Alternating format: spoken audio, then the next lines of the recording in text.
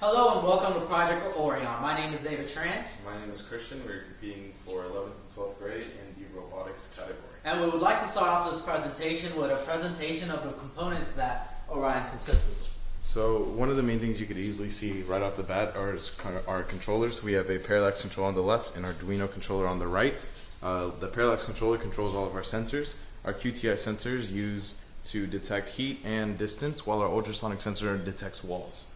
The Arduino also has controls of its own, that being all the rest of the machines that are on the robot. So Arduino controls most of the movement.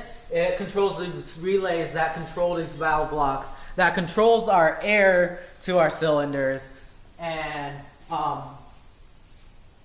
with controlling the air to the cylinders, we are able to use as much PSI as we want just by connecting it to the relays, as David stated. But we also have other features, such as this vacuum. This vacuum uses air to create a suction that will suck soil into this box. This arm right here is for our fire extinguishing, which uses a servo to pushes out this arm, which will hover over a fire, while this mechanism is our whole mechanism, which will push these cylinders out, which would actually lift the robot and allow the robot to move over a hole. So now we want to go ahead and move into the programming of this robot. That is the two programs of Parallax and Arduino. The first thing we're going to talk about is the Parallax, and that is the Board of Education, which is going to be on the left. This is the program we have running on that one for the ultrasonic sensor and QTI. We shut the program off by making the head go straight ahead just for stability purposes, and we can dive straight into the real program. Our real program constantly pings out, and it checks if the distance is less than 10 centimeters. And if it is less than 10 centimeters, then ping around here. The ping out is just basically the ultrasonic waves being sent out and then coming back in. And then ping around is where all the fancy stuff happens, where the servo rotates. It takes a ping, and then it just uses max and mins to then decide what task to do. So we have a repetition of this of like 4 times. So here's task 1, task 2, task 3, and task 4. All the same program, it is just detecting the distance to see which one to do. Then we have the declaration of the distance, where the ping head will go straight ahead again, and it will tell Arduino to turn left or turn right.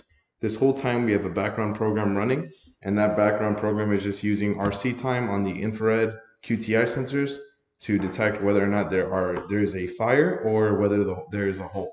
So in the Arduino part of the code, at the beginning we set up all of our motors, relays, servos, and the pins that connect the Arduino to the Parallax, so that we are able to read signals between the two motherboards.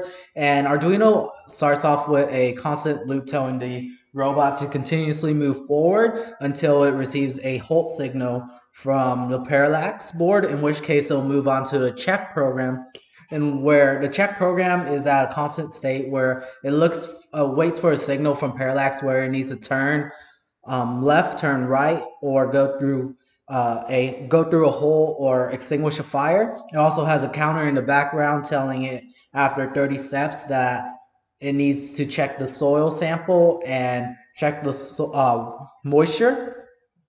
And here you can see this is where it'll turn left and this is where it'll turn right. And when it needs to extinguish a fire or move across a hole, it'll actually call a hole and a fire program, which is over here.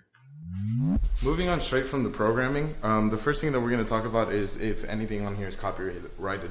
All this has been built off of our sheer creativity alone as time progressed, so there's definitely not anything that has been used from anyone else. Everything has been from us as the main source, no matter what. That being that the fact that this is not a kit, this is everything that we have put together over time.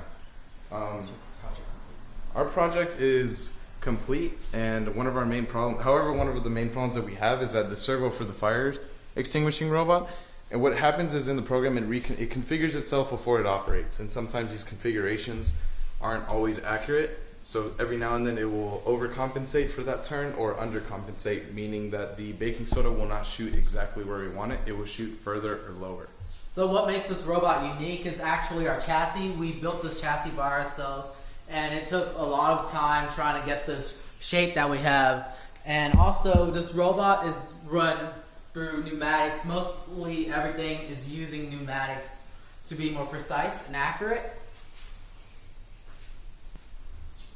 So the intended purpose of Orion is for it to be an exploration robot.